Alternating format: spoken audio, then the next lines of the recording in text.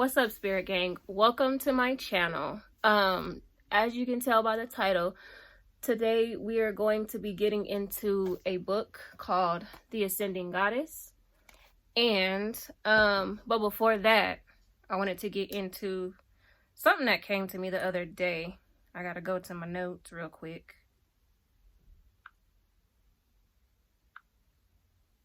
Okay, so I was like half asleep when this came to me, but and I would hope that nobody got offended, but what's life if nobody gets offended, right? So anyways, why does this keep doing, hold on real quick.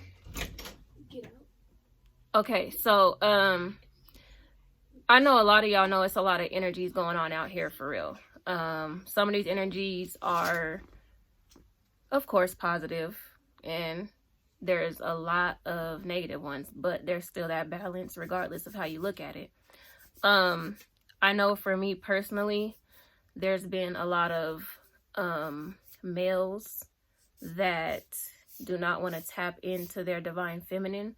So, and I'm sure a lot of people can relate to this, and males, I know there's a lot of females that also are not trying to tap into their feminine either, but right now this message is for the ladies. So yeah, but yeah, so there's a lot of men, they're upset with themselves, and it's not that they're just upset with themselves, it's that they're upset at things that they've been through in life.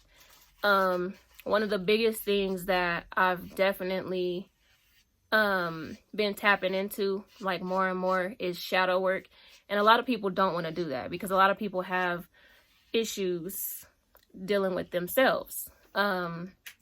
Not to say that I haven't had those, you know, same type of things going on, but it just comes to a point where you have to stop blaming everybody else for what your life is going through at that moment, what the situation is, bro. My mind went blank right there. But yeah, so it comes a point in time, yo.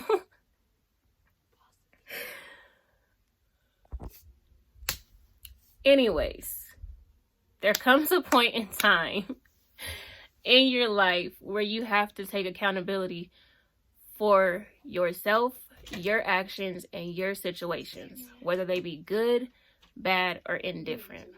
And a lot of people have an issue with that. So let me get back to my notes because I got tongue-tied for real.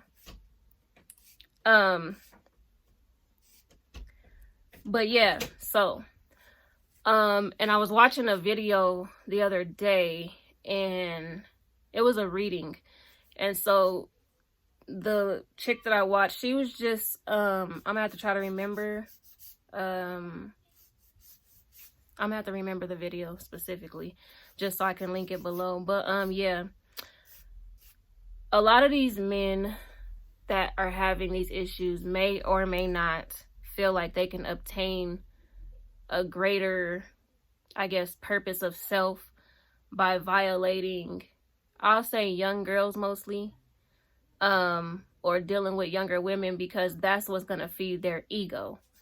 And if anybody knows anything about ego, just leave that where it's at, you know what I'm saying? Because it's gonna cause some serious heartbreak at the end of the day for whoever. And to be honest, people are playing a dangerous game out here. But that's what happens when you are not trying to really get to know yourself, when you're not really being who you're supposed to be, and when you are just stupid. Anyways, we are straying away from the topic at hand. So, but I just wanted to give y'all a little brief introduction. And with that being said, there's sections to this, like sections in each chapter. And once again, the book is called The Ascending Goddess, The Untold Story of the Lotus of Fiery Love. I'm not going to try to pronounce the author, but I will put it in the description. So, we will start here. It says, a beautiful bud has burst into blossom on the smooth, delicate bosom of life's universal waters. To all the cosmic sons and daughters, it has been resplendent with fires. Its petals have unfolded in choirs by a single breath of eternity. The white lotus of my beloved Lakshmi, indeed, the very flower of love, has become effulgent, shining from above, in all its heavenly glory. The gods have opened their lips to tell the story of fiery love, higher than which one cannot find anything in the whole world of human or god kind. So that was just like a brief, I guess, opening up of, I'm going to say the soul system to those who would receive. So this is chapter 1, and we're only going to read,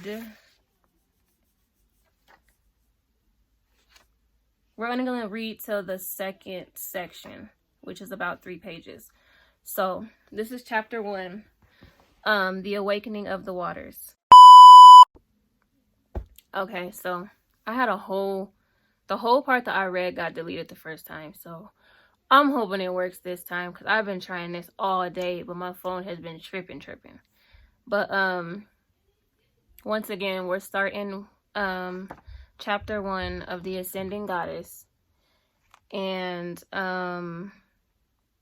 this particular part is in sections, so we're just going to read the first section, or we'll read like one section each day. Okay, so this part is called The Awakening of the Waters.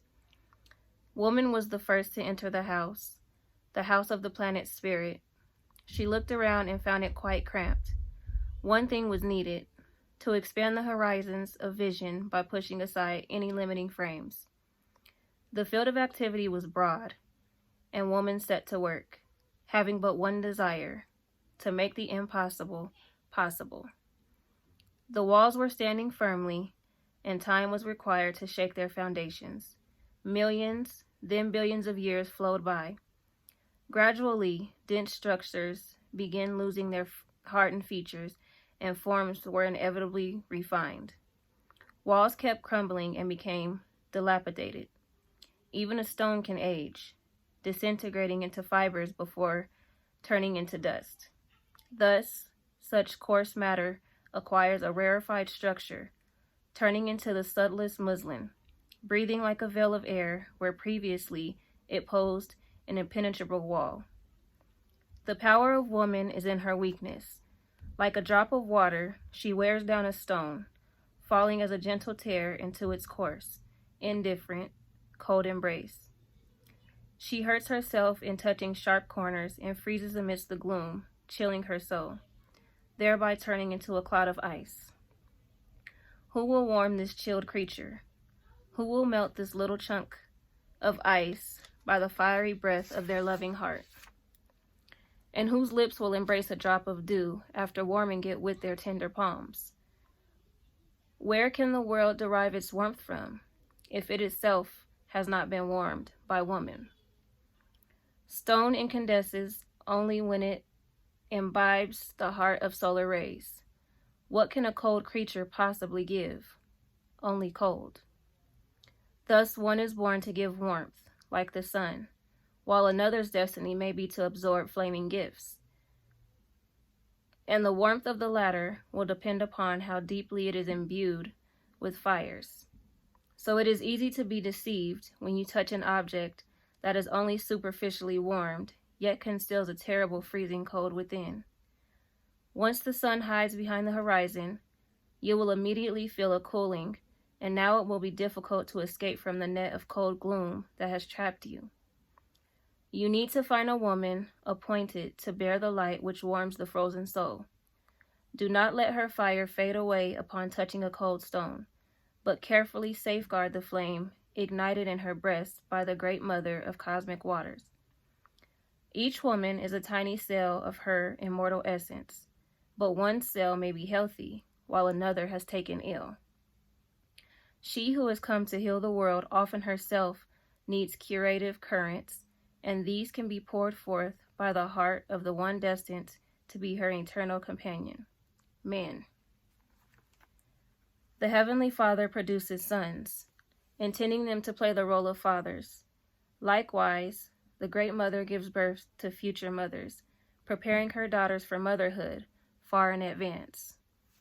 How will you recognize the destined one, the one who always was and always will be the only one for you, if the memory of your beloved is kept deep in the recesses of your heart? Whoever goes against the heart goes against the will of the Creator, who has commanded man to find a woman on the earth. For her barely perceptible touch will shoot forth a divine flame, which before glimmered as a tiny sparklet in the breast of man. God grant that everyone will find happiness, but how could one become happy when there is no beloved woman close by? And how can one avoid feeling the warmth of the heart in search of the only man? People turn to heaven, appealing for justice. The son seeks protection from the mother, while the daughter prays the father to send down human happiness. The silent heavens open their lips to utter just one word: love. Oh, how people desire to love, but something constantly gets in the way. They judge by external signs and often barely reaching out for ghostly warmth. They immediately cool down, running up against the cold of alienation. After making a mistake once, people make it again and again, and lose faith in their destined happiness, choosing a path of bitter loneliness as their lot. How can you proceed to happiness if you turn away from the light of hope flashing ahead, while in the opposite direction, nothing but trouble awaits you?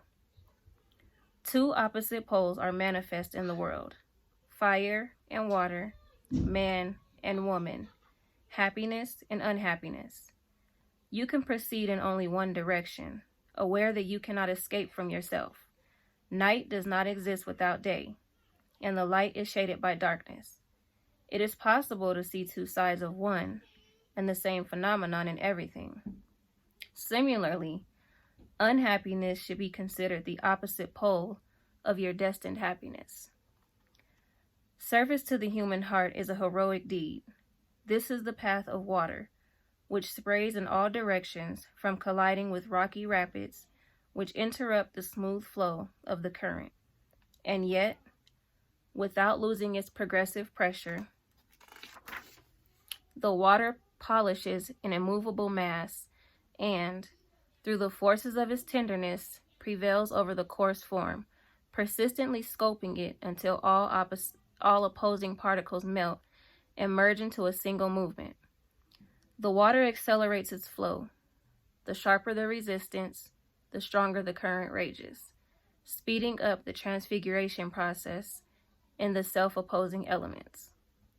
Particles of water are contained in every essence, manifesting themselves to a greater or lesser extent. How can you reject an integral particle of yourself? Blood is not based on water, yet it includes water's structure within itself.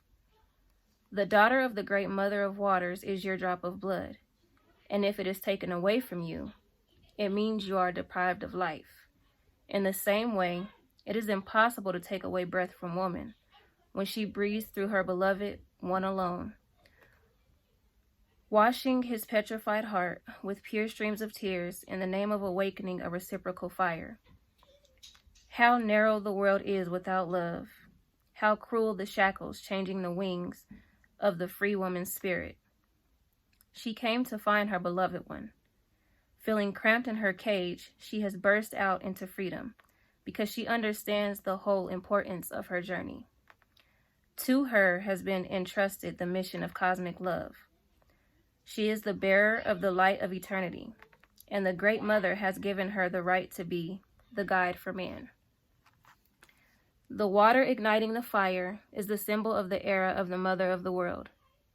Woman is the full chalice from which man alone is destined to sip, for a bright flame is evoked in him by a single touch.